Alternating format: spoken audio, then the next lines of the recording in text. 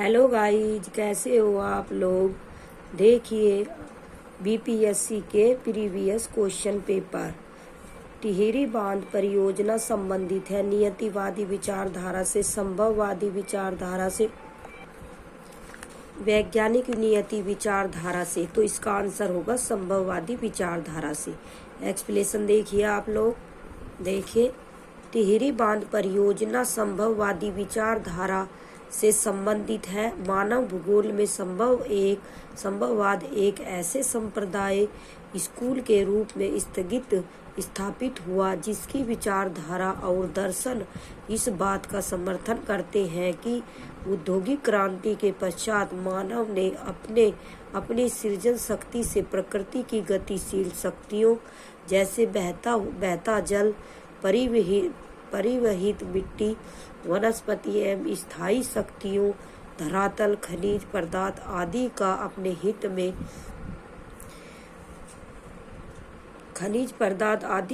हित में एवं तत्वों के गुणों के अनुसार उनका उपयोग करता रहा है। इससे उसका विकास भी हुआ।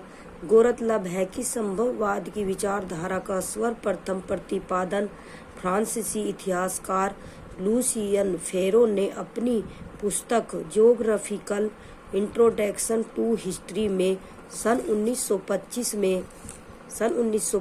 में किया था। उत्तराखंड में टिहरी बांध भारत में भागीरथी नदी पर बना सबसे ऊंचा बांध है। अगला क्वेश्चन देखिए आप लोग। देखिए निम्नलिखित में से कौन सी पारंपरिक सिंचाई पद्धति नहीं है?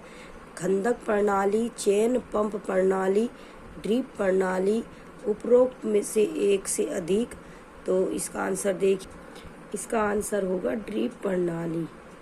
एक्सप्लेनेशन देखिए सिंचाई पौधों को कृत्रिम रूप से पानी देने की प्रक्रिया है। सिंचाई की प्रमुख पारंपरिक एवं आधुनिक विधियां निम्नवत है।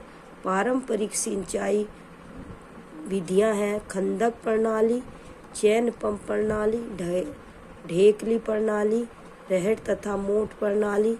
आधुनिक सिंचाई प्रणाली ड्रिप सिंचाई प्रणाली, छिड़काव सिंचाई प्रणाली। अतः स्पष्ट है कि ड्रिप सिंचाई प्रणाली सिंचाई की पारंपरिक विधि नहीं है। अगला क्वेश्चन देखिए आप लोग।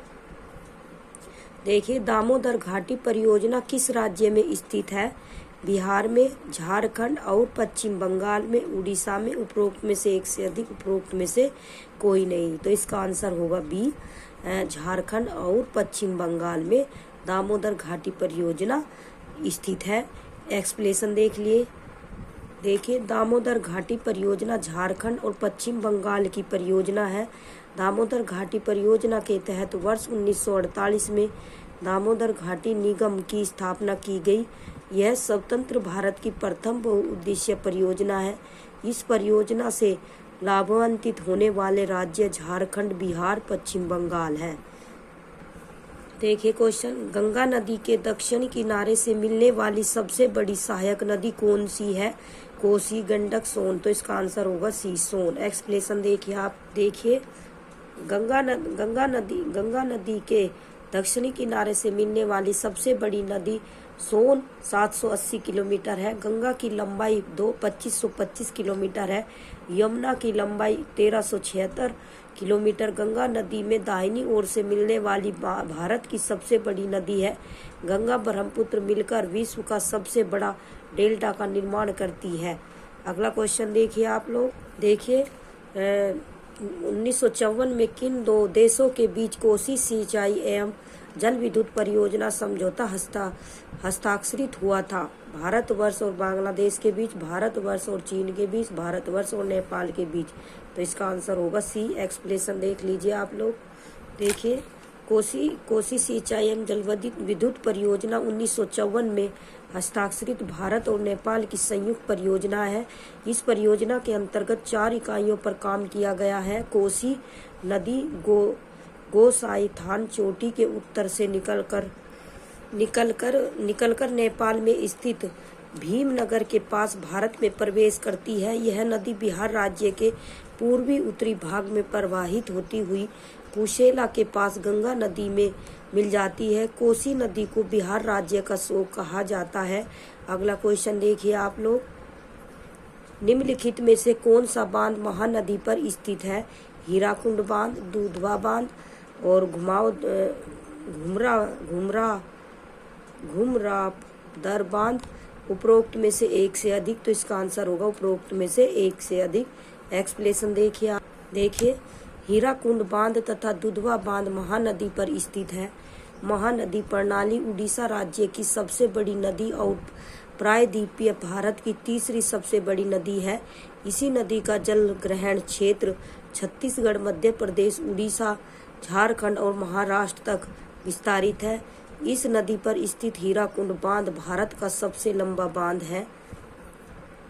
खनिज एवं ऊर्जा संसाधन से संबंधित क्वेश्चन, निम्नलिखित में से कौन सा ऊर्जा का पारंपरिक स्रोत नहीं है? देखो नहीं है, ध्यान से क्वेश्चन पढ़ना है आप लोगों को।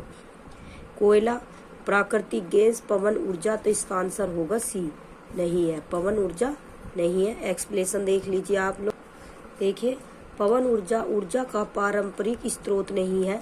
ऊर्जा के दो स्रोत होते हैं, पारंपरिक स्रोत और गैर पारंपरिक स्रोत।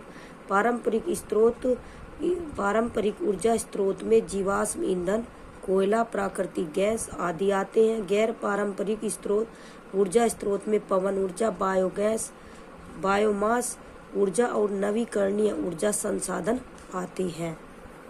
देखिए ये क्वेश्चन, मोनोजाइट रेत में निम्नलिखित में से कौन सा खनिज पाया जाता है? खनिज तेल, यूरेनियम, थोरियम। उपरोक्त में से एक से अधिक, उपरोक्त में से कोई नहीं, तो इसका आंसर होगा उपरोक्त में से, इसका आंसर होगा थोरियम। क्या होगा? थोरियम। एक्सप्लेनेशन देख लीजिए आप, ध्यान से पढ़ना है। मोनोजाइट रेत में थोरियम खनिज पाया जाता है। भारत में मोनोजाइट रेत मुख्य रूप से केरल के तट पर पाया जाता है। थोरियम का रासायनिक प्रतीक TH तथा परमाणु क्रमांक 90 होता है। अगला क्वेश्चन देखिए आप लोग, देखिए भारत के निम्नलिखित थर्मल पावर प्रोजेक्टों को पूर्व से पश्चिम दिशा में व्यवस्थित कीजिए। तो नीचे दिए गए कूट का प्रयोग कर सही उत्तर चुनिए। तो देखिए सबसे पहले क्या कहा इसने, पूर्व से पश्चिम दिशा में व्यवस्थित कीजिए। पूर्व इधर है तो पश्चिम इधर है, पूर्व से पश्चिम की ओर। तो सबसे पहले क्या होगा हमारा, दो, तो नाम रूप, फिर ओबरा, फिर परीक्षा और फिर कोटा। तो देखिए सबसे पहले दो, देखिए किसमें है दो, ये आगे इसमें दो और इसमें भी दो है। फिर देखिए तीसरा किसमें, इसमें 4 है, इसमें 2 है, तो इसका आंसर हो जाएगा सी। एक्सप्लेनेशन देख लीजिए आप, देखिए थर्मल पावर प्लांट भारत के राष्ट्रीय पावर ग्रिड में बिजली का सबसे बड़ा हिस्सा योगदान करते हैं। उपयुक्त विकल्प में दिए गए थर्मल पावर प्रोजेक्टों का पूर्व से पश्चिम क्रम निम्न है। देखिए पहले नाम रूप कहाँ है, असम में स्थित, ओबरा उत्तर प्रदेश के सोनभद्र जिले में स्थित है, और पारीछा उत्तर प्रदेश के झांसी जिले में बेतवा नदी के किनारे स्थित, व कोटा राजस्थान में स्थित है। तो ये पूर्व से पूर्व, या ये पूर्व होगा, जैसे ये पूर्व और ये पश्चिम, ऐसा है, तो ऐसे है, ठीक है, इधर से इधर असम, फिर असम के बाद उत्तर प्रदेश के सोनभद्र में, और सोनभद्र के फिर उत्तर प्रदेश के झांसी जिले में, और फिर राजस्थान के कोटा जिले में स्थित है। ठीक है, आगे अगला क्वेश्चन देखिए किस शहर में प्रथम शुद्ध हरित हाइड्रोजन संयंत्र चालू किया गया था? हैदराबाद, मुंबई, पुणे। उपरोक्त में से एक से अधिक, उपरोक्त में से कोई नहीं। देखिए इसका आंसर ई होगा, उपरोक्त में से कोई नहीं। एक्सप्लेनेशन देख लीजिए आप लोग।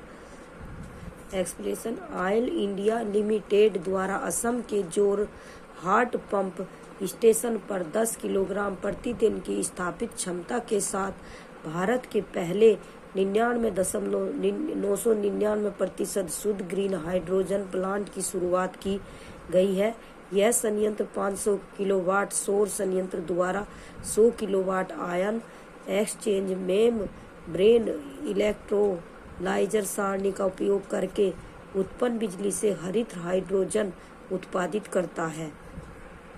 देखिए आप, भारत के खनिज तेल, पेट्रोलियम उत्पादक क्षेत्र और इसकी अवस्थितियों का सही युग्म है सुरमा घाटी असम, लू नेज क्षेत्र गुजरात, केजी बेसिन बंगाल की खाड़ी। उपरोक्त में से एक से अधिक, उपरोक्त में से कोई नहीं। तो इसका आंसर होगा उपरोक्त में से एक से अधिक। देखिए एक्सप्लेनेशन आप लोग देखिए। भारत के प्रमुख पेट्रोलियम खनिज तेल उत्पादक क्षेत्र है सुरमा घाटी, डिगबोई, नहरकटिया, हुगली जन मोरान क्षेत्र असम में है। लूनेज, अंकलेश्वर, ओलियाद, ढोकला, मेहसाना, कलोल क्षेत्र गुजरात में है। मंगला क्षेत्र राजस्थान में है। Krishna Godavari basin, KG basin क्षेत्र आंध्र प्रदेश में है, जो कि प्राकृतिक गैस का भारत में प्राप्त सबसे बड़ा भंडार है। केजी बेसिन में ही रावा अपतटीय क्षेत्र पेट्रोलियम उत्पादन के लिए प्रसिद्ध है। अगला क्वेश्चन देखिए आप लोग। उद्योग एवं व्यापार से संबंधित क्वेश्चन देखिए आप। बिहार के किस जिले में रेशमी वस्त्र का उत्पादन सर्वाधिक होता है? देखिए बिहार के भागलपुर जिले में रेशमी वस्त्र का उत्पादन सर्वाधिक होता है। तो इसका आंसर होगा बी। एक्सप्लेनेशन देख लीजिए आप लोग। देखिए बिहार के भागलपुर जिले में रेशमी वस्त्र का उत्पादन सर्वाधिक होता है। यह जिला रेशम उद्योग से भी जुड़ा हुआ है और पूरे भारत में अपने टसर रेशम और भागलपुरी साड़ी के लिए प्रसिद्ध है। भागलपुर को भारत के रेशम शहर के रूप में भी जाना जाता है। देखिए क्वेश्चन। बैरोनी तेल शोधक संयंत्र बिहार के किस जिले में स्थित है? सहरसा में, बेगूसराय में, मधुबनी में। उपरोक्त में से एक से अधिक, उपरोक्त में से कोई नहीं। तो इसका आंसर होगा बेगूसराय में। एक्सप्लेनेशन देख लीजिए आप लोग। देखिए बैरूनी भारत के बिहार राज्य के बेगूसराय जिले में स्थित एक कस्बा है। यह गंगा नदी के किनारे बसा हुआ है। यह बिहार का एक औद्योगिक कस्बा या शहर है। यहाँ पर बैरूनी तेल शोधन कारखाना तथा बैरूनी थर्मल पावर स्टेशन स्थापित किए गए हैं। बैरूनी तेल शोधन संयंत्र इंडियन ऑयल कॉरपोरेशन लिमिटेड के अधीन कार्यरत है। यह संयंत्र रूस और रोमानिया की मदद से स्थापित किया गया था तथा वर्ष 1964 ईस्वी से कार्यरत है। देखिए निम्नलिखित में से कौन से दो चरण स्थान पूर्व पश्चिमी गलियारे से जुड़े हुए हैं? मुंबई और नागपुर, मुंबई और कोलकाता, सिलचर और पोरबंदर। उपरोक्त में से एक से अधिक, उपरोक्त में से कोई नहीं। तो इसका आंसर होगा सी, सिलचर और पोरबंदर। अगला एक्सप्लेनेशन देखिए आप। सिलचर और पोरबंदर दो चरम स्थान पूर्व पश्चिम गलियारे से जुड़े हैं। पूर्व पश्चिम गलियारा गुजरात, मध्य प्रदेश, उत्तर प्रदेश, बिहार, पश्चिम बंगाल, असम से होकर गुजरता है। अगला क्वेश्चन देखिए आप लोग। शिप ब्रेक टूरिज्म के संदर्भ में सूची रीप, एमी, सोल तथा गार्डे द्वीप पर भारतीय जल में जहाजों के मलबे का पता लगाया गया है। ये स्थान कहाँ है? तो ये स्थान गोवा तट के बाहर है। तो इसका आंसर होगा ए। एक्सप्लेनेशन देखिए आप लोग। देखिए सूची रीप, एमी, सोल तथा ग्रांडे द्वीप पर भारतीय जल में जहाजों के मलबे का पता लगाया गया। ये स्थान गोवा तट के पास स्थित है। उल्लेखनीय है कि जहाज के मलबों को देखने के लिए की गई गतिविधियों को शिप ब्रेक टूरिज्म के नाम से जाना जाता है। अगला क्वेश्चन देखिए आप लोग। देखिए भारत के निम्नलिखित बंदरगाहों को उत्तर से दक्षिण दिशा में व्यवस्थित कीजिए। तो सबसे पहले काकीनाडा, मछलीपट्टनम, नागपट्टनम, विशाखापट्टनम। तो सबसे पहले उत्तर में कौन सा है? तो विशाखापट्टनम। उत्तर से दक्षिण में विशाखापट्टनम हो गया। फिर उसके बाद ये काकीनाडा हो गया पहले नंबर, फिर तीसरे नंबर पहला हो गया, फिर दूसरा देखिए मछलीपट्टनम हो गया, फिर नागपट्टिनम हो गया। तो इसका आंसर होगा क्या? बी। क्या होगा? बी। एक्सप्लेनेशन देख लीजिए आप। देखिए प्रश्नगत विकल्पों में दिए गए भारत के प्रमुख बंदरगाहों का उत्तर से दक्षिण क्रम इस प्रकार है। विशाखापत्तनम आंध्र प्रदेश, काकीनाडा आंध्र प्रदेश, मछलीपट्टनम आंध्र प्रदेश और नागपट्टिनम तमिलनाडु। तो इस ठीक है। देखिए अगला क्वेश्चन, निम्नलिखित में से कौन सी उड़ीसा का स्थानांतरणशील कृषि है? देखिए पोंडू, पेंडा, वेवार, उपरोक्त में से एक से अधिक, उपरोक्त में से कोई नहीं। तो इसका आंसर होगा ए पोंडू। एक्सप्लेनेशन देख लीजिए आप लोग। देखिए उड़ीसा और आंध्र प्रदेश में झूम खेती स्थानांतरणशील कृषि को पोंडू के नाम से जाना जाता है। स्थानांतरण कृषि एक आदिम प्रकार की कृषि है जिसमें पहले वृक्षों तथा वनस्पतियों को काटकर उन्हें जला दिया जाता है और साफ की गई भूमि को पुराने उपकरणों से जुताई करके बीज बो दिए जाते हैं। जब तक मिट्टी में उर्वरता विद्यमान रहती है इस भूमि पर खेती की जाती है। इसके पश्चात इस भूमि को छोड़ दिया जाता है। वेवर और देहियार बुंदेलखंड क्षेत्र मध्य प्रदेश, पेंडा महाराष्ट्र। अगला क्वेश्चन देखिए आप लोग। देखिए फलों एवं सब्जियों की खेती कहलाती है क्या? फूलों की खेती, कृषि, बागवानी। उपरोक्त में से एक से अधिक, उपरोक्त में से कोई नहीं। तो इसका आंसर होगा बागवानी। क्या होगा? बागवानी। एक्सप्लेनेशन देख लीजिए आप। देखिए बागवानी के अंतर्गत फलों, फूलों, सब्जियों, मसालों, मशरूम आदि की खेती की जाती है। फूलों की खेती को फ्लोरिकल्चर, रेशम कीट पालन की खेती को सेरिकल्चर, मधुमक्खी पालन को एपीकल्चर, मछली पालन को पीसीकल्चर और फलों का उत्पादन पोमीकल्चर कहलाता है। तो अगला क्वेश्चन देखिए आप लोग। देखिए उत्तरी भारत में शीतकाल में उपजाई जाने वाली चावल की फसलों के स्थानीय नाम हैं अमन, अगहनी और ओस, अमन, शाली और अगहनी, अमन, ओस और शाली। उपरोक्त में से एक से अधिक, उपरोक्त में से कोई नहीं। तो इसका आंसर होगा बी अमन, शाली और अगहनी। एक्सप्लेनेशन देखिए आप लोग। उत्तरी भारत में मई जुलाई से सितंबर दिसंबर तक चावल की फसल उगाई जाती है। शीतकाल में उपजाई जाने वाली चावल की फसलों का स्थानीय नाम अमन, शाली तथा अगहनी है। चावल की प्रजाति ओस को गर्मियों में पूर्व मानसून वर्षा के साथ बोया जाता है। अगला क्वेश्चन देखिए आप। देखिए निम्नलिखित में से कौन सा स्थानांतरी कृषि का स्थानीय नाम है? बेवर, दहिया, पोंदू। उपरोक्त में से एक से अधिक। तो इसका आंसर होगा उपरोक्त में से एक से अधिक। और एक्सप्लेनेशन देख लीजिए आप लोग। देखिए स्थानांतरी कृषि का झूमिंग कृषि भी कहते हैं। यह एक आदिम प्रकार की कृषि है जिसमें वृक्षों को काटकर जला दिया जाता है और साफ की गई भूमि पर पुराने उपकरणों से जुताई करके खेती की जाती है। जब तक मिट्टी में उर्वरता रहती है तब तक इस भूमि पर खेती की जाती है। इसके पश्चात इस भूमि को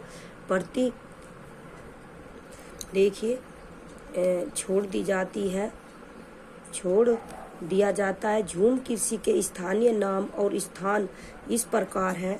स्थानीय नाम झूम उत्तर पूर्वी भारत, बीवर और दहियार बुंदेलखंड संभाग मध्य प्रदेश, दीपा बस्तर जिला, पोंडू आंध्र प्रदेश। अगला क्वेश्चन देखिए आप लोग। देखिए निम्नलिखित में से कौन सा मल्चिंग शब्द की व्याख्या करता है? फसलों के बीच खाली जमीन को पुआल जैसे जैविक पदार्थ की परत से ढकना, कंटूर को पत्थरों, घास आदि से ढकना, खड़ी ढालों पर बनी वेदिकाओं, टेरेस में फसल लगाना। उपरोक्त में से एक से अधिक, उपरोक्त में से कोई नहीं।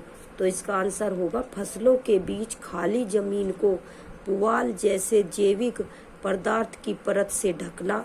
ये क्या करता है? मल्चिंग शब्द की व्याख्या करता है। एक्सप्लेनेशन देखिए फसलों के बीच खाली पड़ी जमीन को खर पतवार, घासों अथवा पुआल जैसे जैविक पदार्थों से ढकने की प्रक्रिया को मल्चिंग कहा जाता है। जिन पदार्थों से इसे ढका जाता है उन्हें मल्च कहा जाता है। अगला क्वेश्चन देखिए आप लोग। देखिए निम्नलिखित में से किसकी खेती जायद के मौसम में की जाती है? तो खरबूजा, खीरा, तरबूज, उपरोक्त में से एक से अधिक। इसका आंसर होगा उपरोक्त में से एक से अधिक, क्योंकि खरबूजा, खीरा, तरबूज ये तीनों ही जायद फसल है। देखिए देखिए भारत में जायद के मौसम में उगाई जाने वाली प्रमुख फसलें खरबूजा, तरबूज, खीरा, ककड़ी, मूंग, जूट, तोरई, भिंडी आदि जायद की फसलें मार्च में बोई जाती हैं तथा जून तक इन्हें काटा जाता है। देखो बच्चों, ये पेपर में आया हुआ है बिहार के, और पेपर सेकंड में 6 to 8 में।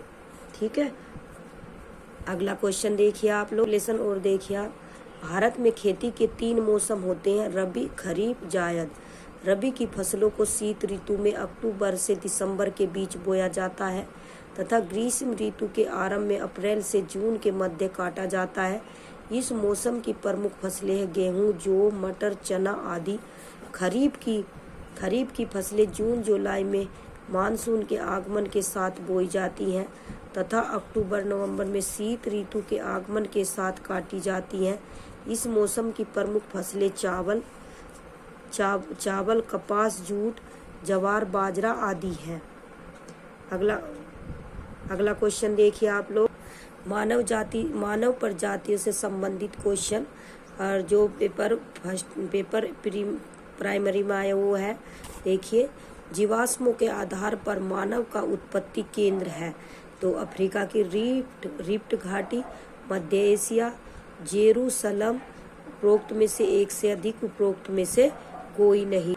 इसका आंसर होगा अफ्रीका की रिफ्ट घाटी। ध्यान से पढ़ना, इन्हीं में से मिल जाएगा आपको पर्सन बिहार में।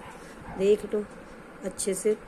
एक्सप्लेनेशन देखिए, जीवाश्मों के आधार पर मानव का उत्पत्ति केंद्र अफ्रीका महाद्वीप है। अफ्रीका महाद्वीप में मानव प्रजाति की उत्पत्ति मध्य प्लीस्टोसीन युग के अंत में अनुमानित की गई है, जो कि हर्टो प्रथम, द्वितीय और लेवेटाइन जैसे जीवाश्मों के अध्ययन पर आधारित है, जिनको अफ्रीका महाद्वीप में स्कूहल और कफजेह नामक स्थानों से प्राप्त किया गया है।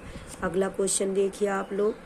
देखिए, ये दो समुदायों के मध्य सांस्कृतिक संपर्क कहलाता है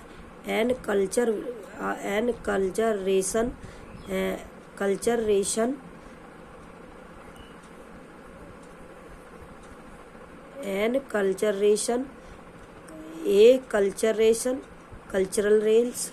उपरोक्त में से एक से अधिक, उपरोक्त में से कोई नहीं। तो इसका आंसर होगा कल्चरेशन। तो इसका आंसर होगा बी। अगला क्वेश्चन एक्सप्लेनेशन देख लीजिए आप लोग। देखिए, दो समुदायों के मध्य सांस्कृतिक संपर्क को कल्चरेशन कहा जाता है। इसे उस सामाजिक, मनोवैज्ञानिक और सांस्कृतिक बदलाव के रूप में संदर्भित किया जाता है जिसमें एक समाज या संगठन से संबंधित कोई व्यक्ति या समुदाय किसी अलग समुदाय या संगठन के तौर तरीके में मान्यताएं समझकर उसका भाग बनता है। ऐसा प्रवास के रूप में अधिकतर होता है जब कोई व्यक्ति या समुदाय देश को छोड़कर किसी अन्य देश में जाकर बसता है और वहाँ के दूसरे लोगों या समुदाय के बीच पारस्परिक मेल जोल बढ़ाता है। अगला क्वेश्चन देखिए आप। देखिए क्वेश्चन, किसी समुदाय को अनुसूचित जनजाति के रूप में घोषित करने के लिए आवश्यक विशेषताएं हैं। आदिम लक्षणों के संकेत, विशिष्ट संस्कृति, बड़े पैमाने पर समुदाय के साथ संपर्क में श्रम, पिछड़ापन एवं भौगोलिक अलगाव। उपरोक्त में से कौन से सही है? केवल 1 और 2, केवल 2 और 3, 4, केवल 1, 3, 4, उपरोक्त में सभी। तो इसका आंसर होगा डी। एक्सप्लेनेशन देख लीजिए आप। देखिए, किसी समुदाय को अनुसूचित जनजाति के रूप में घोषित करने के लिए आवश्यक विशिष्टता के रूप में आदिम लक्षण, अलग अलग संस्कृति, भौगोलिक अलगाव तथा बड़ी आबादी के साथ बातचीत में शर्म जैसे लक्षण देखने को मिलते हैं। ऐसे समुदाय सामान्यतः पहाड़ी व जंगली क्षेत्रों में निवास करते हैं। उल्लेखनीय है कि अनुसूचित जनजाति की घोषणा करने की शक्ति राष्ट्रपति को प्राप्त है। अगला क्वेश्चन देखिए आप लोग। देखिए, कोयला नगरी किस स्थान को कहते हैं? सोहागपुर को, रानीगंज को, धनबाद को, उपरोक्त में से एक से अधिक, उपरोक्त में से कोई नहीं। तो इसका आंसर होगा धनबाद को। अगला एक्सप्लेनेशन देख लीजिए आप लोग। देखिए, शांत घाटी केरल के नीलगिरी पहाड़ियों में स्थित है। शांत घाटी को 1984 में राष्ट्रीय उद्यान घोषित किया गया। शांत घाटी आंदोलन एक ऐतिहासिक पर्यावरणीय आंदोलन था जो 1973 में शांत घाटी रिजर्व फॉरेस्ट को जल विद्युत परियोजना द्वारा बाढ़ से बचाने के लिए शुरू हुआ था।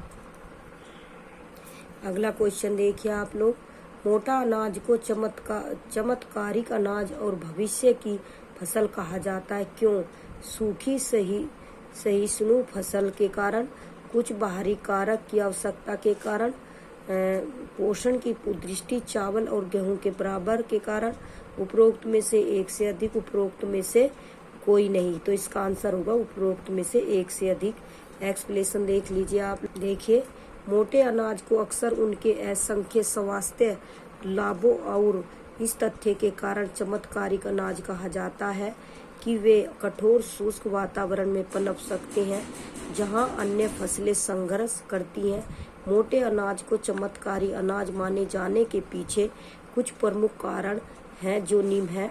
मोटा अनाज प्रोटीन, फाइबर, विटामिन और खनिज जैसे पोषक तत्वों से भरपूर होता है। मोटा अनाज सूखा सहिष्णु फसल है।